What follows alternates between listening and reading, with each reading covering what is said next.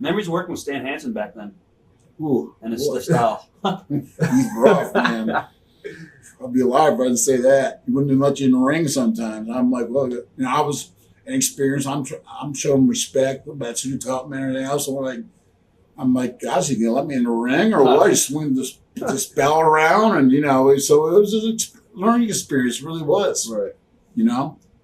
Any problems with him at all as far as like him stiffening? I heard rumors from other guys that he had problems with me, but He's professional. as far as him and I in the ring, we never had any problems or incidents or anything in the back where we were like, trying to screw me around or what's your problem? No. Have you ever had any problems in the back at all, like with guys like that? No. I mean, knock on wood, I've never really, not to my face anyways, really that had a real major problem. Nothing I've had problems with some guys. I always worked it out, Shawn Michaels, I had a misunderstanding one time. I'm going to ask you about that. We talked it out. So, and we both were wrong. We both apologized. So, I have a question. in my mind, it was totally cool. And I like Shawn a lot, I'll ask you about that and coming up. What do you remember about Paul Heyman from this time? What are your memories of Paul? No, I still to this day I never knew Paul that good. Wow. I respect him for trying to run that company, Right. and get something else going ECW. because it's good for, obviously with only one company in the States now, it's not good for wrestling, for the wrestlers. I mean, Right. I'm not saying it's not good for wrestling, but it's not good for the wrestlers Right. to have options. But I mean, I respect him for that. But he was kind of I saw people thought, oh, he's just a cell phone and thinks it's a big deal. Well, I thought he was just kind of working his gimmick, Right. Huh. So I never had a problem with it at all. I was like, cool, whatever was your thing, What about Michael Hayes? What are your memories of working with Michael? Once again, I was told to do a program with him, and I did the best I could. Right. I think he did too. I never. If he had a problem with me, I never knew about it. He'd say to my face, and I just did the best I could, Flair basically just left, and then you had the cage match with Barry. Oh yeah. Well, luckily it didn't, because my career flourished after that. I had some of my best years after that. Right. Knock on wood. I'm very fortunate. Looking back on it, there's probably a few times I switched from babyface to heel or when I was in a situation where maybe I didn't know enough, but looking back at it, could have been the kiss of death, and I endured. Thanks to really the fans, really. Right. I really am appreciative of that. I mean, I really, really am. They somehow stuck by me, man. When I got switched too much, or I won a vacated belt, and I was like, oh my gosh, I remember this. I actually had to go to the ring that night with a fake belt. Right, I didn't have a real one. You know what I mean? The fans still cheered, and they were, you know what I mean? It was, made the best out of whatever hand you're dealt. Right. I think about that in life. You do the best you can do. Right. There's things that don't always go your way. And you deal with it and do the best you can do. How did you wind up with Harley Race as your manager? Boy, that sound like I'm brain dead or something, but They just put him with you?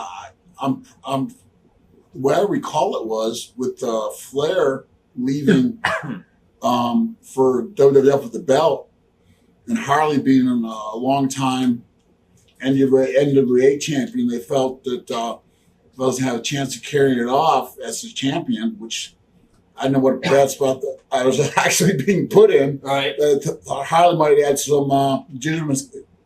They gave it to you for like a rub. Legitimacy, yeah, Right. of course. It would be a good rub. So I think they thought that'd be a good thing. And Harley and I got along great. I mean, I love Harley. I mean, we traveled in the car together, and people would think Harley would be a little traditionalist and this cocky Lex Luger or something. And Harley got to know me for who I am and didn't prejudge me. and we got along great, man. I mean, he's a great guy. How many I love speeding Harley. tickets did you get? Oh man, Harley driver, no, Harley would kill me. Harley could drive 100 miles an hour with the beer in one hand, with the one finger on the wheel. He's scary, but he's a driving fool. At one point, I learned from Harley. I have too many points on my license. I learned from the best. is it true that Harley was fired at one point and you actually quit the promotion until they brought him back? I didn't quit. I just felt that with the position that the company was left in, from their perspective, not mine, of Flair taking off the belt and me trying to get over the same belt.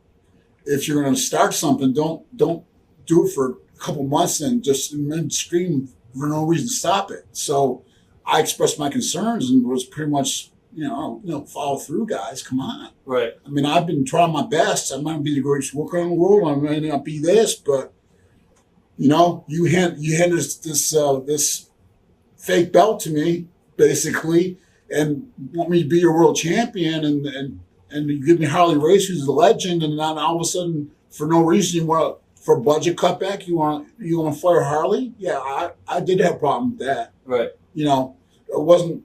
I never had a problem for what I was told to do, but I had a problem with that. I thought it was just disrespectful to Harley. Who did you have to take it up with? The guys who were in charge then, I guess it was who was in charge then? Dusty and who else was in charge then? I don't know when Was Kid Watson? Fry came in. Watts wasn't there yet. I was never there when Jim Watts was Hurd. there. Was he gone? It was Jim Hurd and Friday? Dusty and them. Yeah, probably. I would say, yeah, it was Jim Hurd. Jim Hurd. Right. Yeah, but he comes from a business background, so him it was just a budget cut. Right. And I don't think he knows how guys like myself and other guys felt about Harley Race or the legend, and how he should get the respect. And you shouldn't just say, okay, because we want to cut back. We're losing money anyway, so let's at the time, so let's get rid of Harley. I'm like, why Harley? Right. Especially when he's associated with the world champions. To me, it didn't quite make sense. I thought it was disrespectful to Harley. Who was the one who ran the Omni? Was that Kip Fry or Jim Hurd? He ran the Omni, and then they put him in the. Well, see that. Yeah.